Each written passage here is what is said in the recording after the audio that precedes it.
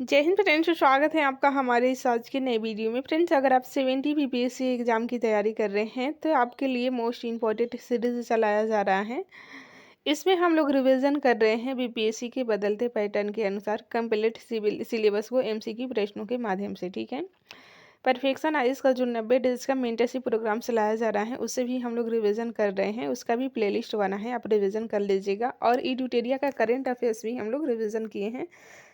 एडुटेरिया का current concept, ठीक है, उसका भी प्लेलिस्ट बना है। परफेक्शन आईएएस का मैगजीन जो है उसे भी करेंट अफेयर्स का हम लोग रिवीजन किए हैं। करेंट अफेयर्स को अगर आप उस तरह से कर लेते हैं तो स्टैटिक भी आपका कंप्लीट रिवीजन हो जाएगा। आज की वीडियो में फ्रेंड्स हम लोग रिवीजन करने वाले हैं जुनून टेस्ट सीरीज को। सेक्शनल टेस्ट हैं ये 11 नंबर का आज के वीडियो में रिवीजन करेंगे। इसमें आपको दिया हुआ है बायोलॉजी एनसीईआरटी बुक का क्लास 6 लेकर 11 तक के 120 महत्वपूर्ण प्रश्न है। ठीक है, और करेंट अफेयर्स 1 से लेकर 15 जून तक के 30 इंपॉर्टेंट करेंट अफेयर्स दिए गए हैं इस टेस्ट में। तो चलिए टाइम को बिना बर्बाद किए आज की वीडियो की शुरुआत करते हैं। इसमें प्रश्न और आंसर साथ साथ दिए गए हैं। बुक अगर आप नहीं भी पढ़े हैं तो ये कर लेते हैं तो एनसीईआरटी से प्रश्न आपका नहीं छूटेंगे। ठीक है, अगर एनसीईआरटी से प्रश्न पूछा जाता है तो नहीं छूटेंगे। तो चलिए टाइम को बिना बर्बाद किए वीडियो की शुरुआत करते हैं। ये सीरीज़ आपको कैसी लग रही है प्लीज़ अपना फीडबैक अवश्य दीजिएगा। और चैनल पर नए हैं तो चैनल को सब्सक्राइब कर लीजिए। वीडियो पसंद आता है तो वीडियो को लाइक करना ना भूलें। फर्स्ट क्वेश्चन है विषम को सुने। देखिए, इसमें आपको बताना है कि कौन सा विषम है। राइट आंसर है ऑप्शन ए मोनेरा विषम है। डिटेल में समझते हैं। देखिए, एनसीईआरटी के क्लास 11 का 11 पेज नंबर है। बुक नहीं भी है तो यहाँ से कर लेते हैं तो आपसे प्रश्न नहीं छूटेंगे। प्रोटिस्टा, फंजाई और एनिमेलिया ये तीनों यूकैरियोटिक होने के साथ साथ इसमें केंद्रक झिल्ली भी उपस्थित होता है, जबकि मोनेरा प्रोकैरियोटिक होने के साथ साथ इसमें केंद्रक झिल्ली अनुपस्थित होता है। इस प्रकार मोनेरा अन्य तीनों से भिन्न भिन्न है। ठीक है, इसमें अनुपस्थित रहता है केंद्रक झिल्ली, जबकि ये सभी तीनों हैं प्रोटिस्टा, फंजाई और एनिमेलिया, इसमें केंद्रक झिल्ली उपस्थित रहते हैं यूकैरियोटिक होने के साथ साथ। तो ये ध्यान देना है आपको। नेक्स्ट बात करते हैं, निम्न कथनों पर विचार करें और सत्य कथन की पहचान करनी है।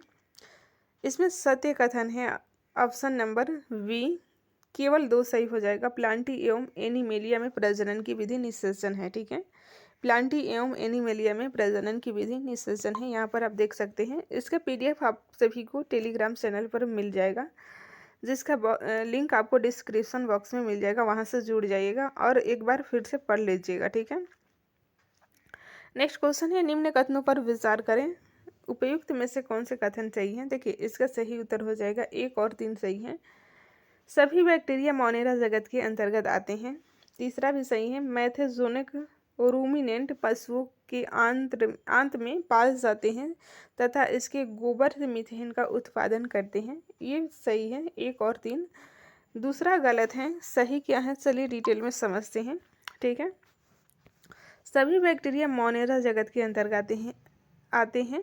सूक्ष्म जीवियों में सर्वाधिक संख्या में होते हैं और लगभग सभी स्थानों पर पाए जाते हैं। आद्य बैक्टीरिया डिटेल में समझते हैं। ये विशिष्ट प्रकार के बैक्टीरिया होते हैं। ये बैक्टीरिया अत्यंत कठिन वास स्थानों जैसे अत्यंत लवणीय क्षेत्र, हैलीफी, गर्म झरने एवं कक्ष क्षेत्र में पाए जाते हैं। आद्य बैक्टीरिया तथा अन्य बैक्टीरिया की कोशिका भित्ति की संरचना एक दूसरे से भिन्न होती है। यही लक्षण उन्हें प्रतिकूल अवस्थाओं में जीवित रखने के लिए उत्तरदायी है।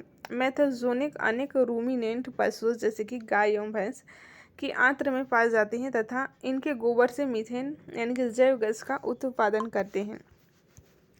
नेक्स्ट बात करते हैं, साइनोबैक्टीरिया के संबंध में निम्नलिखित कथनों पर विचार करें। आपको असत्य कथन की पहचान करनी है। तो इसमें 1 और 3 असत्य हो जाएंगे, दूसरा सही है। इसे नील हरित शैवाल भी कहा जाता है। डिटेल में समझते हैं कि क्यों गलत है। देखिए, हजारों यू बैक्टीरिया अथवा वास्तविक बैक्टीरिया की पहचान एक कठोर कोशिका भित्ति एवं एक कसाव यानी कि सेल बैक्टीरिया द्वारा की जाती है। साइनोबैक्टीरिया, जिन्हें नील हरित शैवाल भी कहते हैं, में हरित पादपों की तरह क्लोरोफिल ए पाया जाता है तथा ये प्रकाश संश्लेषी स्वपोषी होते हैं। साइनोबैक्टीरिया एक कोशिकी कॉलोनी अथवा तंतुमय अलवण जलीय समुद्री अथवा स्थलीय शैवाल हैं। इनकी कॉलोनी प्रायः जेलीनुमा आवरण से ढकी रहती हैं जो प्रदूषित जल में बहुत फलते फूलते हैं। ठीक है, अस्थियों का अध्ययन विज्ञान की किस शाखा के अंतर्गत किया जाता है? आप सभी को पता है ऑस्टियोलॉजी। अस्थियों का अध्ययन ऑस्टियोलॉजी के अंतर्गत किया जाता है। और बाकी के सभी देख लेते हैं। ऑस्टियोलॉजी अस्थियों का अध्ययन, ऑरोलॉजी पर्वतों का अध्ययन, सेरोलॉजी रुधिर सीरम का वैज्ञानिक अध्ययन और जियोलॉजी पृथ्वी की आंतरिक संरचना तथा उसमें पाए जाने वाले पदार्थ का अध्ययन है। नेक्स्ट क्वेश्चन है फ्रेंड्स, निम्न कथनों पर विचार करें। आपको बताना है कौन से कथन सही हैं। तो इसमें देखिए 1 और 2 दोनों सही हो जाएंगे। पहला है माइकोप्लाज्मा ऐसे जीवधारी हैं जिसमें कोशिका भित्ति बिल्कुल नहीं पाई जाती हैं। माइकोप्लाज्मा ऑक्सीजन के बिना भी जीवित रह सकते हैं। ठीक है, 1 और 2 दोनों सही हैं। क्लास 11 का पेज नंबर 14 है। डिटेल में समझते हैं। माइकोप्लाज्मा ऐसे जीवधारी हैं जिसमें कोशिका भित्ति बिल्कुल नहीं पाई जाती हैं। ठीक है, ये सबसे छोटी जीवित कोशिकाएं हैं जो ऑक्सीजन के बिना भी जीवित रह सकती हैं। इसमें माइकोप्लाज्मा प्राणियों और पादपों के लिए रोगजनक होती हैं। नेक्स्ट बात करते हैं निम्न विशेषताएं किस जीव की हैं। पहला कथन है, यह अधिकांशतः स्वच्छ जल में पाए जाने वाले जीवधारी हैं जो स्थिर जल में पाए जाते हैं। इनमें कोशिका भित्ति की जगह एक प्रोटीन युक्त पदार्थ की परत पेलिकल होती है। इनमें 2 कसाभ होते हैं। आपको बताना है कि ये किस जीव की विशेषताएं हैं। यूग्निलाइड हो जाएगा ऑप्शन नंबर बी। यूग्लिनॉइड हो जाएगा। ठीक है, ध्यान रखिएगा। यूग्लिनॉइड की ये विशेषताएं हैं। डिटेल में समझते हैं फ्रेंड्स। इनमें से अधिकांशतः जल में पाए जाने वाले जीवधारी हैं जो स्थिर जल में पाए जाते हैं। इनमें कोशिका भित्ति की जगह एक प्रोटीन युक्त पदार्थ की परत पेलिकल होती हैं जो कि इनकी संरचना को लचीला बनाती हैं। इसमें 2 कसाभ होते हैं जिनमें एक छोटा तथा दूसरा लंबा होता है। यद्यपि सूर्य के प्रकाश की उपस्थिति में ये प्रकाश संश्लेषी होते हैं, लेकिन सूर्य के प्रकाश से नहीं होने पर अन्य सूक्ष्म जीवधारियों का शिकार कर सूक्ष्म जीवधारियों का शिकार कर परपोषी की तरह व्यवहार करते हैं। आश्चर्यजनक रूप से यूग्लिनॉइड में पास जाने वाले वर्णक उच्च पादपों में उपस्थित वर्णकों के समान होते हैं। उदाहरण यूग्लिना है। ठीक है, नेक्स्ट क्वेश्चन है ट्रिपेनोसोम प्रोटोजोआ जो निद्रालु व्याधि नामक बीमारी की वजह से किस प्रकार का प्रोटोजोआ है। तो आप सभी को पता है कसाबी प्रोटोजोआ है। ठीक है, कसाबी प्रोटोजोआ। डिटेल में समझते हैं। कसाबी प्रोटोजोआ इस समूह के सदस्य स्वच्छंद अथवा परजीवी होते हैं। इनमें शरीर पर कसाव पाया जाता है। ठीक है, परजीवी कसाबी प्रोटोजोआ बीमारी के कारण है जिनसे निद्राणु व्याधि नामक बीमारी होती है। उदाहरण है ट्रिपेनोसोमा। ठीक है, तो यहाँ पे पेज नंबर देख सकते हैं। बार बार नहीं बोलेंगे क्योंकि टाइम बहुत हो जाएगा। कम टाइम में ज़्यादा से ज़्यादा प्रश्नों का रिवीजन करना है। तो आप यहाँ देख सकते हैं। नेक्स्ट क्वेश्चन है जीवों में अत्यधिक विविधता का कारण है। राइट आंसर है ऑप्शन सी उत्परिवर्तन। जीवों में अत्यधिक विविधता का कारण है उत्परिवर्तन। डिटेल में समझते हैं। वैज्ञानिकों का वह समूह जिसने प्रकृतिवाद के सिद्धांत को आधुनिक रूप दिया उन्हें नव डार्विनवाद कहते हैं। आधुनिक नव डार्विनवादियों के अनुसार जीनों में साधारण परिवर्तनों के उपरांत नए जीवन बनते हैं जिससे उनमें विभिन्नताएं बढ़ जाती हैं। इन परिवर्तनों को उत्परिवर्तन कहते हैं। ये परिवर्तन अस्पष्टतः वंशागत होते हैं तथा पीढ़ियों के वर्णन द्वारा नई जातियों की उत्पत्ति होती है। नेक्स्ट क्वेश्चन है प्लांट जगत में शामिल होते हैं। क्या होते हैं? तो देखिए सभी ये प्लांट जगत का ही उदाहरण है। शैवाल हो गए, ब्रायोफाइटा, टेरिडोफाइट्स, जिम्नोस्पर्म, एंजियोस्पर्म। शैवाल, bryophyte, pteridophyte, gymnosperm and angiosperm ये सभी प्लांट जगत के उदाहरण हैं। ठीक है, इस तरह से आपका सभी सही हो जाएगा। Option number D. प्लांट जगत में शैवाल, ब्रायोफाइटा, टेरिडोफाइटा, जिम्नोस्पर्म तथा जियोस्पर्म आते हैं। नेक्स्ट क्वेश्चन है मवेशियों में मेड काउ रोग तथा पशुओं में CR जैकब रोग का कारक है। राइट आंसर हो जाएगा ऑप्शन बी प्रोसंक यानी कि प्रिजोन कारक है। प्रोसंक डिटेल में समझते हैं। प्रोसंक यानी कि प्रियोन। आधुनिक चिकित्सा में कुछ संक्रामक न्यूरोलॉजिकल बीमारियां असामान्य रूप से फोल्ड प्रोटीन वाले कारकों द्वारा प्रेषित पाई गई। इन कारकों का आकार वायरस के आकार के समान था। इन कारकों को प्रोसंग कहा गया। प्रोसंग द्वारा प्राणियों में होने वाले सबसे उल्लेखनीय बीमारियां बोवाइन स्पंजिफोर्म एन्सेफेलोपैथी हैं, जिन्हें आमतौर पर मवेशियों में मेड काउ रोग कहा जाता है और मनुष्यों में इसका सामान्य प्रकार CR जैकब रोग होता है। ठीक है, नेक्स्ट क्वेश्चन है, निम्न कथनों पर विचार करें। आपको बताना है कि कितने कथन सही हैं। तो देखिए, सही उत्तर हो जाएगा केवल एक कथन सही है। इसका एक्सप्लेनेशन देख लेते हैं कि कौन सा एक नंबर है जो कि सही है। देखिए, वाई राइड सन 1971 में टीओडाइनर ने एक नया संक्रामक कारक खोजा जो वायरस से भी छोटा था, जिसके कारण पोटैटो स्पिंडल ट्यूबर नामक रोग होता था। वायराइडों में RNA तथा प्रोटीन आवरण जो वायरस में पाए जाते हैं उनका अभाव होता है, इसलिए यह वायराइड के नाम से जाने जाते हैं। वायराइड के RNA का आणविक भार कम होता है। ठीक है, RNA भार कम होता है। लाइगेन के बारे में डिटेल में समझते हैं, ध्यान से सुनते जाइए, एक भी प्रश्न आपका नहीं गलत होंगे क्योंकि यहाँ से आपका कंसेप्ट तैयार हो रहा है। लाइगेन शैवाल तथा कवक के सहजीवी सहवास अर्थात पारस्परिक उपयोगी सहभाग है। शैवाल घटक को शैवालांश तथा कवक के घटक को माइक्रोवायंटक यानी कि कवकांश कहते हैं। ये NCERT के सभी शब्द हैं, परेशान होने की ज़रूरत नहीं है आपको, 2-3 बार करिएगा, सभी प्रश्न आपको बनने लगेंगे। ठीक है, क्योंकि इस तरह का भी प्रश्न एग्जाम में आ सकता है, इसलिए परेशान नहीं होइए, ध्यान से सुनते जाइए। माइक्रोवायंट,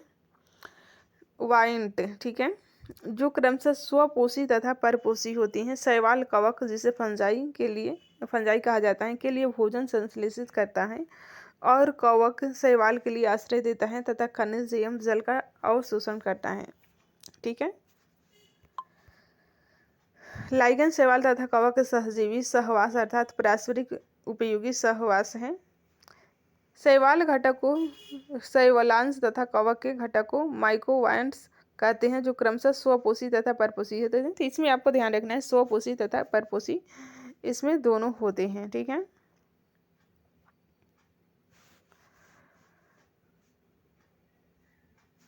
नेक्स्ट क्वेश्चन है, निम्न में से कौन सी वास्तविक रूप से मछली है। तो ये तो वेरी इजी है, समुद्री घोड़ा। देखिए, इसमें समुद्री घोड़ा ऑप्शन डी सही हो जाएगा। वास्तविक रूप से मछली है। जेली फिश, स्टार फिश, हैगी फिश, ये मछली नहीं है। ठीक है, फिश भले ही नाम में लगा है लेकिन है नहीं, इसलिए प्रश्न बन सकता है। डिटेल में समझते हैं। सितारा मछली यानी कि स्टार फिश सितारे नुमा इकाइनोडर्म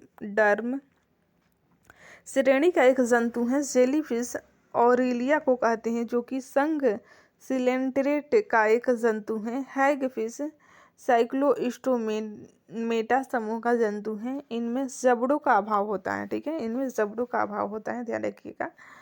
यह भी वास्तविक मछली है नहीं है। समुद्री घोड़ा या अश्वमीन हिपोकैम्पस को कहते हैं, जो कि एक वास्तविक अस्थिल मीन यानी कि बोनी फिश होती हैं। नेक्स्ट क्वेश्चन है, सरल आकारिक लक्षणों पर आधारित पादपों और प्राणियों के वर्गीकरण को सर्वप्रथम किसने प्रतिपादित किया था। राइट आंसर है ऑप्शन सी, अरस्तु के द्वारा प्रतिपादित किया गया था।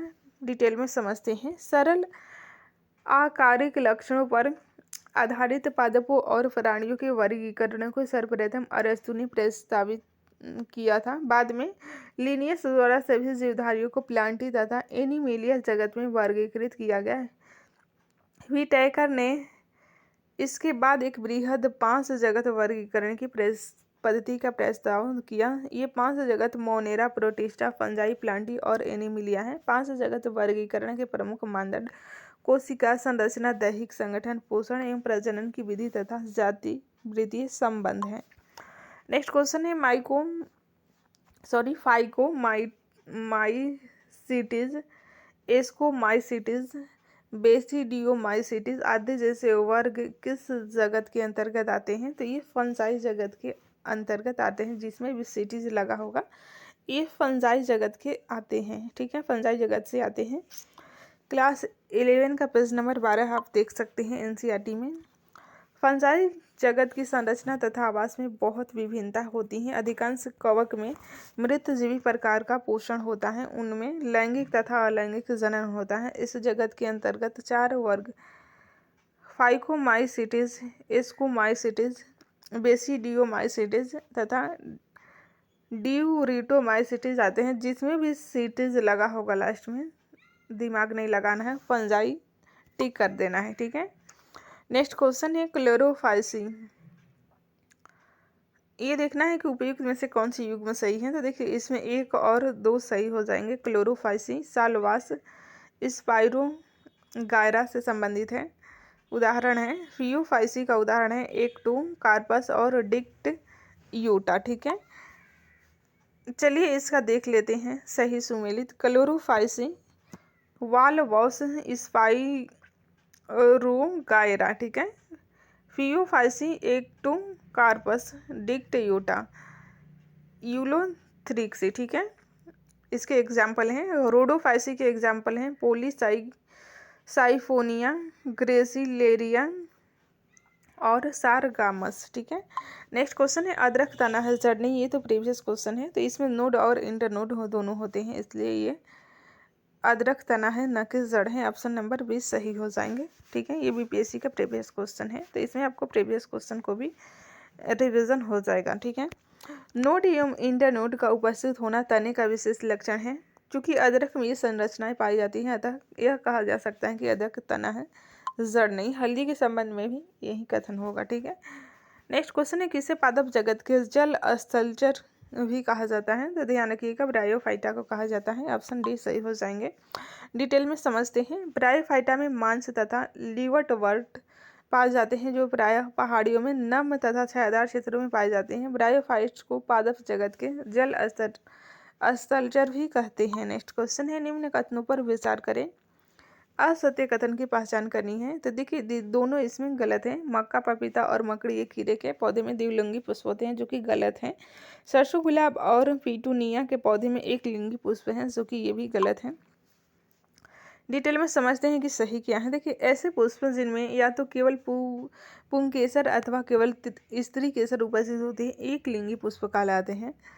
जिन पुष्पों में पुंकेसर और स्त्री केसर दोनों ही होते हैं, वे द्विलिंगी पुष्प कहलाते हैं। मक्का, पपीता और ककड़ी या खीरे पौधे में एक लिंगी पुष्प होते हैं, जबकि सरसों, गुलाब और पिटूनिया के पौधे में द्विलिंगी पुष्प होते हैं। तो ये आपको उल्टा दे दिया हुआ था, ठीक है। नेक्स्ट क्वेश्चन है हमारे तंत्र में अधिकतम एटीपी अणु को उत्पन्न करने वाला पद कौन सा है। तो क्रेब्स चक्र आप सभी को पता है। ऑप्शन भी सही हो जाएंगे। डिटेल में समझते हैं। श्वसन तंत्र में अधिकतम एटीपी अणुओं को उत्पन्न करने वाला पद क्रेब्स चक्र है। यह चक्र कोशिका के माइक्रोकॉन्ड्रिया में संपन्न होता है। इस चक्र की खोज हैंस क्रेब्स ने 1937 ईस्वी में की थी।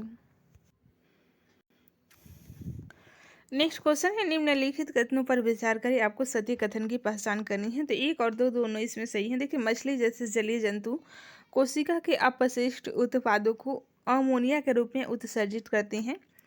दूसरा एक स्टेटमेंट है पक्षी, छिपकली, सर्प जैसे जंतु अपने शरीर से अपशिष्ट पदार्थों का उत्सर्जन यूरिक अम्ल के रूप में करते हैं। दोनों सही हैं। इस तरह से सही उत्तर ऑप्शन नंबर 1 और 2 दोनों हो जाएंगे। डिटेल में समझते हैं। देखिए जंतुओं के शरीर से अपशिष्ट रसायनों के निष्कासन की विधि जल की उपलब्धता पर निर्भर करती है। मछली जैसे जलीय जंतु कोशिका के अपशिष्ट उत्पादों को अमोनिया के रूप में उत्सर्जित करते हैं, जो सीधे जल में घुल जाती हैं। पक्षी, छिपकली, सर्प जैसे कुछ जंतु अपने शरीर से अपशिष्ट पदार्थों का उत्सर्जन अर्धघन यानी कि सेमी सॉलिड पदार्थ के रूप में करते हैं, जो मुख्यतः सफेद रंग का यौगिक यानी कि यूरिक अम्ल होता है। मानव द्वारा उत्सर्जित अपशिष्ट पदार्थों में यूरिया प्रमुख है। नेक्स्ट क्वेश्चन है जल और पोषक तत्वों के परिवहन के लिए पादपों में जो संवहन ऊतक होता है उससे कहते हैं, उसे जाइलम कहते हैं। ऑप्शन ए सही हो जाएगा। डिटेल में समझते हैं। देखिए क्लास 7 का है पेज नंबर 80। पादपों में मृदा से जल और पोषक तत्वों के परिवहन के लिए पाइप जैसी वाहिकाएं होती हैं। वाहिकाएं विशेष कोशिकाओं की बनी होती हैं जो संवहन ऊतक होती हैं। ऊतक कोशिकाओं का वह समूह होता है जो किसी जीव में किसी कार्य विशेष को संपादित करता है। जल और पोषक तत्वों के परिवहन के लिए पादपों में जो संवहन ऊतक होता है उसे जाइलम कहते हैं, ठीक है। नेक्स्ट क्वेश्चन है, निम्न कथनों पर विचार करिए। आपको बताना है कि कितने कथन सही हैं। तो इसमें केवल 2 कथन सही हैं। डिटेल में समझते हैं इसका कि क्या सही है।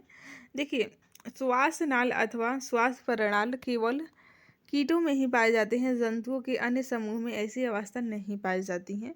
केंचुआ अपनी त्वचा से श्वसन करते हैं। केंचुआ की त्वचा स्पर्श करने पर आर्द्र और श्लेष्मीय सश्लेष्मीय प्रतीत होती हैं। इनमें से गैसों का आवागमन आसानी से हो जाता है। यद्यपि मेढक में मनुष्य के भांति फेफड़े होते हैं, तथापि वे अपनी त्वचा से भी श्वसन करते हैं, जो आर्द्र और श्लेष्मीय होती हैं। उच्च वसित वायु में ऑक्सीजन का परसेंट 16.4 होता है, जबकि कार्बन डाइऑक्साइड का परसेंट 2.2% होता है। नेक्स्ट है, डीएनए में मौजूद शर्करा होती हैं। कौन सी होती हैं? तो डीऑक्सीराइबोस। डीऑक्सीराइबोस ये शर्करा डीएनए में पाया जाता है। डिटेल में समझते हैं फ्रेंड्स।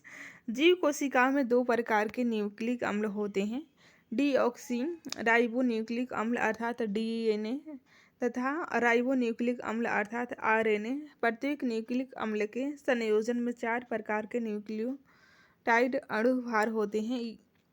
डीएनए मुख्यतः केंद्रक में होता है और इसके न्यूक्लियोटाइड अणुओं में शर्करा डीऑक्सीराइबोस तथा नाइट्रोजनीय क्षार एडिनिन, गुआनिन, थाइमिन व साइटोसिन होता है। ठीक है, नाइट्रोजनीय क्षार पूछेगा तो ध्यान रखिएगा, एडिनिन, गुआनिन, थाइमिन व साइटोसिन।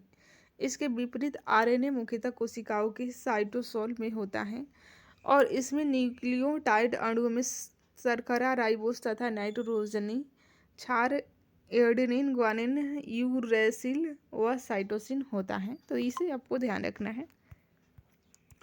नेक्स्ट बात करते हैं, संघ की पहचान निम्न गुणों के आधार पर करें। आपको बताना है,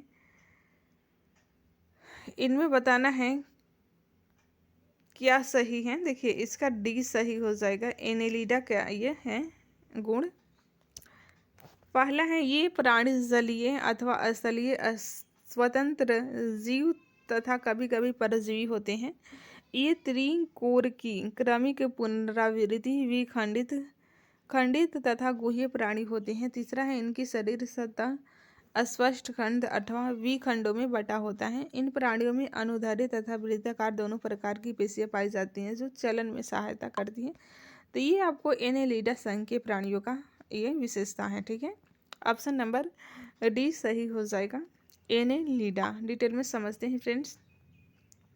संघ एनेलिडा, देखिए, ये प्राणी जलीय अथवा स्थलीय स्वतंत्र जीव तथा कभी कभी परजीवी होती हैं। ये अंग तंत्र स्तर के संगठन को प्रदर्शित करते हैं तथा द्विपार्श्व सममिति होते हैं। ये त्रिकोरकी क्रमिक पुनरावृत्ति विखंडित खंडित तथा गुह्य प्राणी होते हैं। इनकी शरीर सतह अस्पष्ट खंड अथवा विखंडी में बटा होता है। लैटिन एनुलस अर्थात सूक्ष्म वलय इसकी, इसलिए इस संघ को एनेलिडा कहते हैं। ये लैटिन शब्द है। इन प्राणियों में अनुदैर्ध्य तथा वृत्ताकार दोनों प्रकार की पेशियां पाई जाती हैं, जो चलन में सहायता करती हैं।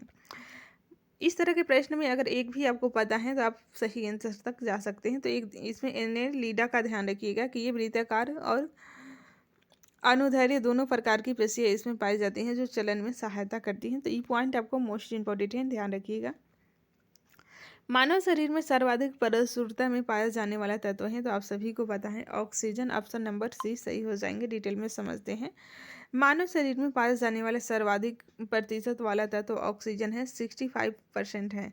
इसके बाद आ जाएगा कार्बन 18.5%, हाइड्रोजन 9.5%, नाइट्रोजन 3.2%, कैल्शियम 1.5% एवं फास्फोरस 1% का स्थान है। नेक्स्ट क्वेश्चन है, निम्न कथनों पर विचार करें। आपको बताना है कौन से कथन सही हैं। तो इसमें केवल 2 सही हो जाएगा। विटामिन ए हमारी त्वचा और आँखों को स्वच्छ रखने में सहायक करती हैं। और पहला है, वसा, प्रोटीन एवं कार्बोहाइड्रेट युक्त भोजन को ऊर्जा देने वाला भोजन भी कहते हैं, जो कि गलत है। डिटेल में समझते हैं। देखिए, कार्बोहाइड्रेट मुख्य रूप से हमारे शरीर को ऊर्जा प्रदान करते हैं। वसा से भी ऊर्जा प्रदान होता है।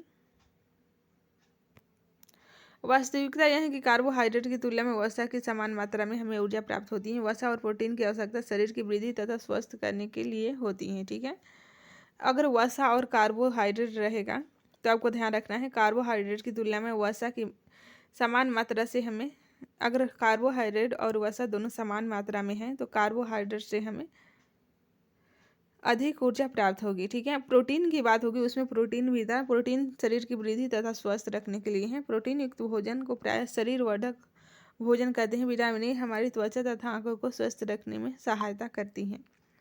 नेक्स्ट क्वेश्चन है विटामिन खनिज हैं और हैं अभावजन्य रोग और विकार। चलिए देखते हैं इसको डिटेल में। चलिए इसका एक्सप्लेनेशन ही पढ़ लेते हैं।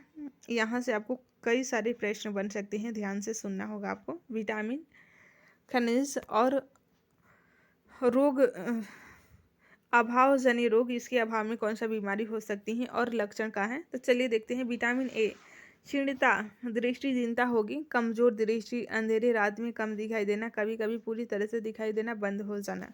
विटामिन B1 की बात होगी तो वेरी वेरी ध्यान रखिएगा, दुर्बल पेशियां और काम करने की ऊर्जा में कमी हो जाएगी। विटामिन सी है तो स्कर्वी रोग होगा, मसूड़े से खून निकलेगा, स्कर्वी रोग का लक्षण है। भरने में अधिक समय लग सकता है। नेक्स्ट बात करते हैं विटामिन डी रिकेटस, ये अस्थियों का मुलायम होकर मुड़ जाना। कैल्शियम की कमी से अस्थियां और दंतक्षय होगी, कमजोर अस्थियां दंतक्षय होगा। आयोडीन से घेंगा होगा यानी कि गॉइटर। गर्दन की ग्रंथि का फूल जाना, बच्चों में मानसिक विकलांगता हो सकता है आयोडीन की कमी से। लो से अरक्तता होगी, आयरन की कमी और कमजोरी होगी। नेक्स्ट क्वेश्चन है मरुस्थलीय पौधों के संबंध में निम्नलिखित कथनों पर विचार करें। असत्य कथन की पहचान करनी है। देखिए इसमें न तो एक सही है और न दो सही है। नागफनी में पत्ती जैसी संरचना वास्तव में तना होती है, जो कि गलत है। मरुस्थलीय पौधों में इसमें असत्य कथन की पहचान करनी है। तो एक और दो दोनों असत्य हैं। ठीक है,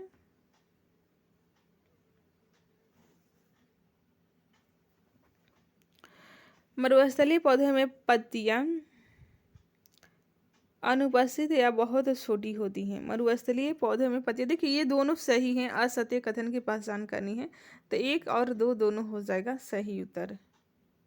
न तो एक असत्य है और न ही दो असत्य है। असत्य रहेगा अगर दोनों सही हुआ है तो ऑप्शन नंबर डी हो जाएगा। न तो एक असत्य है और न ही दो असत्य हैं। डिटेल में समझते हैं। देखिए मरुस्थलीय पौधे वाष्पोत्सर्जन द्वारा जल की बहुत कम मात्रा निष्कासित करते हैं। मरुस्थलीय पौधों में पत्तियां या तो अनुपस्थित होती हैं अथवा बहुत छोटी होती हैं। कुछ पौधों में पत्तियां कांटों यानी कि शूल का रूप ले लेती हैं। इससे पत्तियों से होने वाले वाष्पोत्सर्जन में होने वाले जल ह्रास में कमी आती है। नागफनी में पत्ती जैसी जिस संरचना को आप देखते हैं वह वास्तव में इसका तना है। इन पौधों में प्रकाश संश्लेषण सामान्यतः तने में होता है। तना एक मोटी मोमी परत से ढका होता है जिससे पौधे को जल संरक्षण में सहायता मिलती है।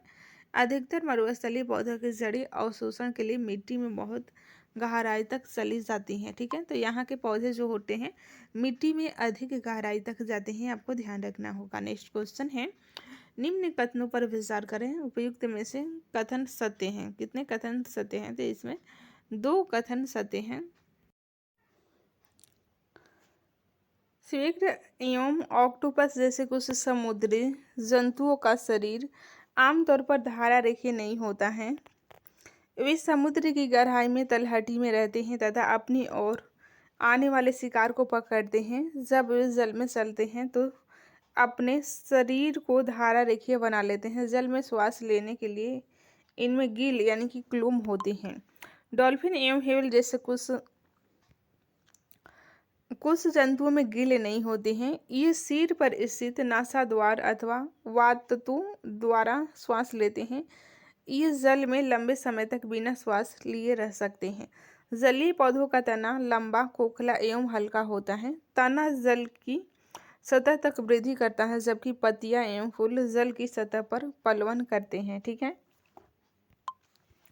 पादप की खाद्य फैक्ट्री कहलाती है। राइट आंसर है ऑप्शन सी, पत्तियां खाद्य फैक्ट्री कहलाती हैं। डिटेल में समझते हैं। देखिए पत्तियां पादप की खाद्य फैक्ट्रियां हैं, अतः सभी कच्चे पदार्थ पत्तियों तक पहुंचने चाहिए। मृदा में उपस्थित जल एवं खनिज जल यानी कि मूल द्वारा अवशोषित किए जाते हैं तथा तने के माध्यम से पत्तियों तक पहुंचाए जाते हैं।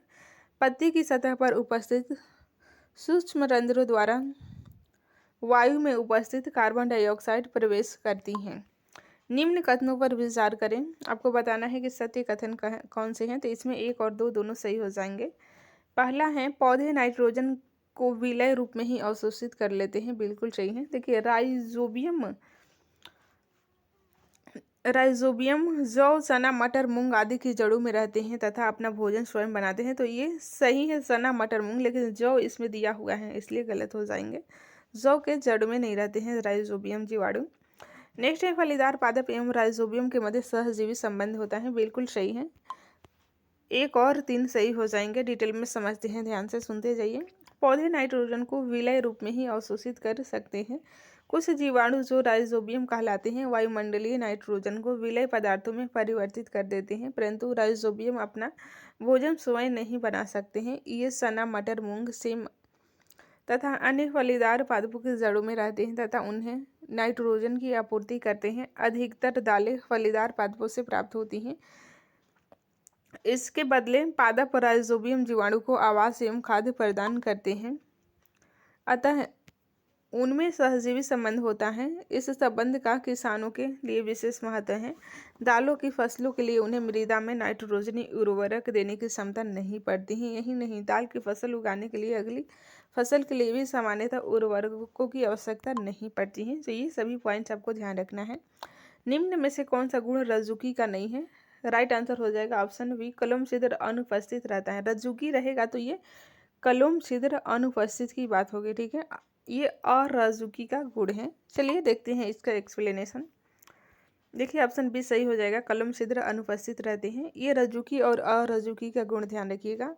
पृष्ठ रज्जु उपस्थित होता है, अरज्जुकी में पृष्ठ रज्जु अनुपस्थित। अ से अरज्जुकी और अ से अनुपस्थित, तो अनुपस्थित वाली बात अरज्जुकी में ही पाई जाएगी, ध्यान रखिएगा। केंद्रीय तंत्रिका तंत्र पृष्ठीय एवं खोखला तथा एकल होता है। इसमें केंद्रीय तंत्रिका तंत्र अधर तल में ठोस एवं दोहरा होता है। ग्रसनी में क्लोम छिद्र पाए जाते हैं। इसमें क्लोम छिद्र अनुपस्थित रहते हैं। हृदय अधर भाग में होता है। इसमें हृदय पृष्ठ भाग में होता है अगर उपस्थित है। एक गुद्दा पुच्छ उपस्थित होती है। इसमें गुद्दा पुच्छ अनुपस्थित होता है। नेक्स्ट क्वेश्चन है, निम्नलिखित कथनों पर विचार करें। आपको बताना है कि कौन से कथन सत्य हैं। इसमें दोनों सही हो जाएंगे। द्विकोरिक भ्रूणीय स्तर में वान्हा एक्टोडर्म होता है, बिल्कुल सही है। त्रिकोरिकी भ्रूणीय स्तर में तृतीय स्तर मेसोडर्म होता है। इस तरह से सही उत्तर ऑप्शन नंबर सी हो जाएगा। डिटेल में समझते हैं। देखिए, जिन प्राणियों में कोशिकाएं 2 भ्रूणीय स्तरों में व्यवस्थित होती हैं या यथा वान्हा एक्टोडर्म, वान्हा त्वचा तथा आंतरिक एंडोडर्म अतः त्वचा, वे द्विकोरिक कहलाते हैं। जैसे सिलेंटरेट, वे प्राणियां जिनके विकसित भ्रूण में तृतीय भ्रूणीय स्तर मेसोडर्म होता है, त्रिकोरिकी कहलाते हैं। जैसे प्लेटी हेल्थिमिज से रज्जुकी तक। नेक्स्ट क्वेश्चन है, निम्न कथनों पर विचार करें। सत्य कथन की पहचान करनी है, तो इसमें 1 सही है। बीजावरण की भीतरी सतह को टेगमेन कहते हैं। चना, सेम तथा मटर भ्रू कोटि के होते हैं, जबकि अरंड अभ्रूण। तो ये उल्टा दिया हुआ है। ऑप्शन नंबर 1 सही हो जाएगा। डिटेल में समझते हैं। बीज की बाहरी परत को बीजावरण कहते हैं। बीजावरण की 2 सतहें होती हैं, बाहरी जो बीज चोल और भीतरी सतह को टेगमेन कहते हैं। चना, सेम तथा मटर में भ्रूण पोष पतला होता है, इसलिए ये अभ्रूण पोषी है, जबकि अरंड में यह गूदेदार होता है, भ्रूण पोषी होता है, ठीक है। नेक्स्ट क्वेश्चन है, भ्रूण आकार में छोटा होता है। यह भ्रूण पोष के लिए एक सिरे पर खांचे में स्थित होता है। इसमें एक बड़ा और ढालाकार बीजपत्र होता है, जिसे क्या कहते हैं? इसे स्कूटेलम कहते हैं, स्कूटेलम। डिटेल में समझते हैं। प्रायः एक बीजपत्री बीज भ्रूणपोषी होते हैं, लेकिन उनमें से कुछ अभ्रूणपोषी होते हैं। उदाहरण आर्किड। अनाज के बीज जैसे मक्का में बीजावरण झिल्लीदार तथा फल भित्ति से संगलित होता है। भ्रूणपोष स्थूलीय होता है और भोजन का संग्रहण करता है। भ्रूणपोष की बाहरी भित्ति भ्रूण से एक प्रोटीन प्रोटीनी सतह द्वारा अलग होती हैं जिसे एल्यूरोन कहते हैं, एल्यूरोन सतह कहते हैं। भ्रूण आकार में छोटा होता है और यह भ्रूण पोष के एक सिरे तक खांचे में स्थित होता है। इसमें एक बड़ा तथा ढालाकार बीजपत्र होता है जिसे स्कूटिलम कहते हैं, स्कूटिलम ध्यान रखिएगा। नेक्स्ट बात करते हैं वानहतवशीय ऊतक तंत्र के संबंध में निम्नलिखित कथनों पर विचार करें। असत्य कथन की पहचान करनी है। तो देखिए इसमें दोनों सही हैं, कोई भी असत्य नहीं है। इस तरह से सही उत्तर ऑप्शन डी हो जाएगा। पहला है वानहतवशीय कोशिकाएं पेरेनकाइमी होती हैं जिनमें बहुत कम मात्रा में साइटोप्लाज्म होता है। वानहतवचा की बाहरी सतह मोम की मोटी परत से ढकी होती है जिसे क्यूटिकल कहते हैं। ठीक है, तो इसमें दोनों सही हैं। ऑप्शन नंबर डी सही हो जाएगा, ना तो एक गलत है और नहीं दो गलत है। डिटेल में समझते हैं। वानहतवचा प्रायः एकल सतह वाली होता है। वानहतवची कोशिकाएं पैरेनकाइमी होती हैं जिनमें बहुत कम मात्रा में साइटोप्लाज्म होता है जो कोशिका भित्ति के साथ होता है। इसमें एक बड़ी रसधानी होती है। वानहतवचा की बाहरी सतह मोम की पट्टी परत से ढकी होती है जिसे क्यूटिकल कहते हैं। क्यूटिकल पानी की हानि को रोकती हैं। मूल्य में क्यूटिकल नहीं होती है। नेक्स्ट क्वेश्चन है निम्नलिखित कथनों पर विचार करें। सत्य कथन की पहचान करनी है। इसमें बी केवल सही हो जाएगा। पैराथायरॉयड ग्रंथि मेलेटोनिन हार्मोन स्रावित करती हैं। मेलेटोनिन सोने जागने के चक्र एवं शरीर के तापक्रम को नियंत्रित करने के साथ साथ उपापचय को भी प्रभावित करता है। तो बिल्कुल गलत है। इसमें केवल ये केवल एक गलत हो जाएगा। मेलेटोनिन हार्मोन स्रावित करती है, पैराथायरॉयड ग्रंथि नहीं। ऑप्शन बी सही हो जाएगा। केवल दो सही हैं। डिटेल में समझते हैं, एक्सप्लेनेशन को ध्यान से सुनिए। देखिए पीनियल ग्रंथि से ये स्रावित होता है जो कि सोने और जागने की को नियंत्रित करता है। देखिए पीनियल ग्रंथि अग्र मस्तिष्क के पृष्ठीय यानी कि ऊपरी भाग में स्थित होती है। पीनियल ग्रंथि मेलेटोनिन हार्मोन स्रावित करती हैं। मेलेटोनिन हमारे शरीर की दैनिक लय यानी कि 24 घंटे के नियमन का एक महत्वपूर्ण कार्य करता है। उदाहरण के लिए सोने जागने के चक्र एवं शरीर के तापक्रम को नियंत्रित करता है। इन सब के अतिरिक्त मेलेटोनिन उपापचय, वर्णकता, मासिक चक्र प्रतिरक्षा क्षमता को भी प्रभावित करता है। नेक्स्ट क्वेश्चन है निम्नलिखित कथनों पर विचार करें। सत्य कथन की पहचान करना है। तो इसमें 2 और 3 सही हो जाएंगे। थायराइकैल्शोटिन टीसीटी का स्राव पैराथायरॉयड ग्रंथि से होता है, बिल्कुल गलत है। थायरोकैल्शिटोनिन रक्त में कैल्शियम स्तर को नियंत्रित करता है, बिल्कुल सही है। मानव में 4 पैराथायरॉयड ग्रंथियाँ थायरॉयड ग्रंथि की पश्च सतह पर स्थित होते हैं, ये भी सही है। इसका एक्सप्लेनेशन देखते हैं, ध्यान से सुनिए। देखिए थायरॉयड ग्रंथि से एक प्रोटीन हार्मोन थायरोकैल्शिटोनिन का भी स्राव होता है जो रक्त में कैल्शियम स्तर को नियंत्रण करता है। नेत्रोत्सेदी गलकंड एक्स ऑप्थेल्मिक यानी कि गवाइटर थायरॉयड अतिक्रियता का एक रूप है। थायरॉयड ग्रंथि में वृद्धि, नेत्र गोलकों का बाहर की ओर उभर आना, आधारी उपापचय दर में वृद्धि एवं भार में ह्रास इसके अभिलक्षण है। इसे ग्रेवस रोग भी कहते हैं। मानव में 4 पैराथायरॉयड ग्रंथियां थायरॉयड ग्रंथि की पश्च सतह पर स्थित होते हैं। थायरॉयड ग्रंथि की 2 पालियों पर प्रत्येक में एक जोड़ी पैराथायरॉयड ग्रंथियां पाई जाती हैं, तो आपको ध्यान रखना है। नेक्स्ट क्वेश्चन है फ्रेंड्स, कौन सा हार्मोन टी लिम्फोसाइट के विभेदीकरण में मुख्य भूमिका निभाते हैं? इसका सही उत्तर हो जाएगा option number D thymosin hormone. ठीक है, thymosin hormone option number D सही हो जाएगा। डिटेल में समझते हैं। थाइमस ग्रंथि महाधमनी के उद्धर पक्ष पर उरोस्थी के पीछे फेफड़े के बीच स्थित एक पालीयुक्त संरचना है। थाइमस ग्रंथि प्रतिरक्षा तंत्र के विकास में महत्वपूर्ण भूमिका निभाती है। यह ग्रंथि थाइमोसिन नामक पेप्टाइन हार्मोन का स्राव करती हैं। थाइमोसिन टी लिम्फोसाइट्स के विभेदीकरण में मुख्य भूमिका निभाते हैं जो कोशिका माध्य प्रतिरक्षा के लिए महत्वपूर्ण है। सत्य कथन का चयन करना है। देखिए इसमें बताना है कि कौन से कथन सही हैं। 1 और 2 दोनों सही हो जाएंगे। रुक्षांश शरीर को कोई पोषक तत्व प्रदान नहीं करते हैं। रुक्षांश की पूर्ति मुख्यतः पादप ऊतकों से होती है। ठीक है, यह हमारे भोजन का आवश्यक अवयव नहीं है, नहीं दिया हुआ है, ठीक है। तो इसमें आपको सत्य कथन की पहचान करनी है। 1 और 2 दोनों सही हो जाएंगे। आवश्यक अवयव हैं ये होगा तब तीनों सही होते हैं, ठीक है।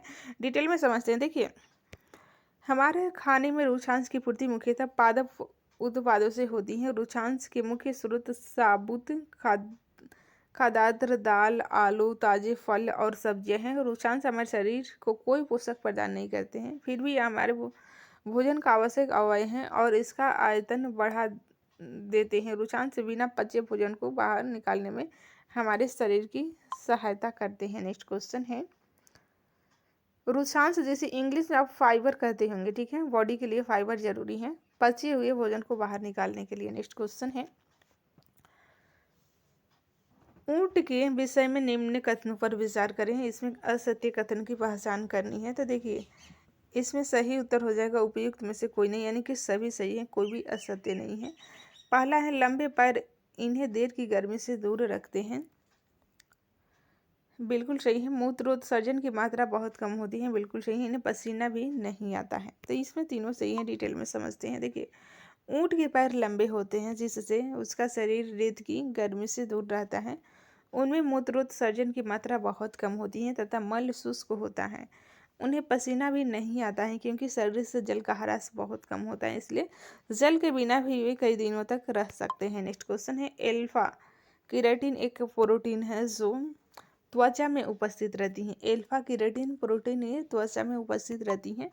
ऑप्शन बी सही हो जाएगा। डिटेल में समझते हैं। देखिए, एल्फा केराटिन एक प्रोटीन है जो कि त्वचा में उपस्थित होता है। यह केराटिन का एक प्रकार है जो कि जल में अघुलनशील एवं संरचनात्मक तथा तंतुअन होता है। सींग, नाखून, खुर, बाल इत्यादि में भी एल्फा कीरेटिन पाए जाते हैं। कीरेटिन की बात होगी, कीरेटिन प्रोटीन, तो ये ध्यान रखिएगा, बाल, खुर, नाखून में पाए जाते हैं। सही मिलान करना है। इसका सही मिलान देख लेते हैं। देखिए, उपयुक्त सभी सही हैं। जोंक परजीवी हैं, संडीव कीटभक्षी हैं, कवक मृतजीवी, राइजोबियम सहजीवी संबंध है, ठीक है। डिटेल में समझते हैं। परजीवी जो दूसरे पादप अथवा जंतु से अपना भोजन प्राप्त करते हैं, जैसे अमर, बेल, जोंक, जू, ये परजीवी हैं। मृतजीवी की बात होगी तो आपको ध्यान रखना है, जो अपना पोषण मृत एवं अपघटित जैव पदार्थों से प्राप्त करते हैं वे मृतजीवी कहलाते हैं। अमर, बेल जैसे पादप परजीवी हैं, जैसे कवक। सहजीवी संबंध, कुछ जीव एक दूसरे के साथ रहते हैं तथा अपना आवास एवं पोषक तत्व एक दूसरे के साथ बांटते हैं, इन्हें सहजीवी संबंध कहते हैं, जैसे लाइकेन, राइजोबियम।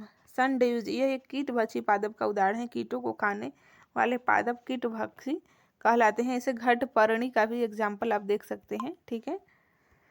पाचन के संबंध में निम्नलिखित में से कौन सा क्रम सही है, तो आपको ये क्रम बताना है। सबसे पहले मुख्य गुहा आ जाएगा, उसके बाद ग्रसिका में भोजन जाएगा, फिर आमाशय में, क्षुद्रांत्र में और बृहद्रांत्र में, ठीक है। डिटेल में समझते हैं। हम अपने मुख द्वारा भोजन का अंतःग्रहण करते हैं, इसे पचाते हैं तथा फिर उसका उपयोग करते हैं। आहार का बिना पचा भाग मल के रूप में निष्कासित किया जाता है। भोजन एक सतत नली से गुजरता है जो मुख्य गुहिका से प्रारंभ होकर गुदा तक जाती है। इस नली को विभिन्न भागों में बांट सकते हैं। पहला मुख्य गुहा, दूसरा ग्रास नली या ग्रासिका, उसके बाद आमाशय, फिर तीसरा आमाशय हो जाएगा, चौथा हो जाएगा क्षुद्रांश, चौथा जिसे छोटी आंत कहते हैं, उसके बाद बड़ी आंत में बृहदांत्र, ठीक है, जो मलाशय से जुड़ी होती हैं तथा मल द्वारा अथवा गुदा, ये सभी भाग मिलकर आहार नाल यानी कि पाचन नली का निर्माण करते हैं।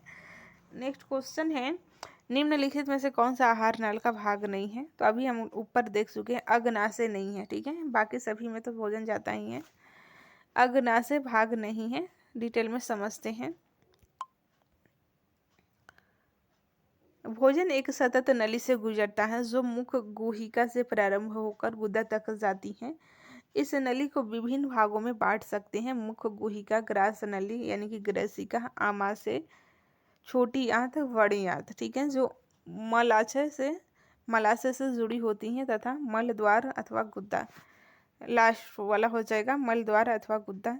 देखिए ये क्षुद्रांत्र हिंदी वाला वर्ड आपको ध्यान रखना है। छोटी आंत को बोला जाता है बृहदांत्र, बड़ी आंत को बोला जाता है। ठीक है, मुझे भी नहीं पता था। नेक्स्ट क्वेश्चन है, सूची 1 को सूची 2 से सुमेलित कीजिए एवं दिए गए कूट का प्रयोग करके सही उत्तर को चुनना है। चलिए देखते हैं सही सुमेलित क्या है। आमाशय का आंतरिक स्तर सतह यानी कि श्लेष्मल हाइड्रोक्लोरिक अम्ल तथा पाचक रस स्रावित करता है।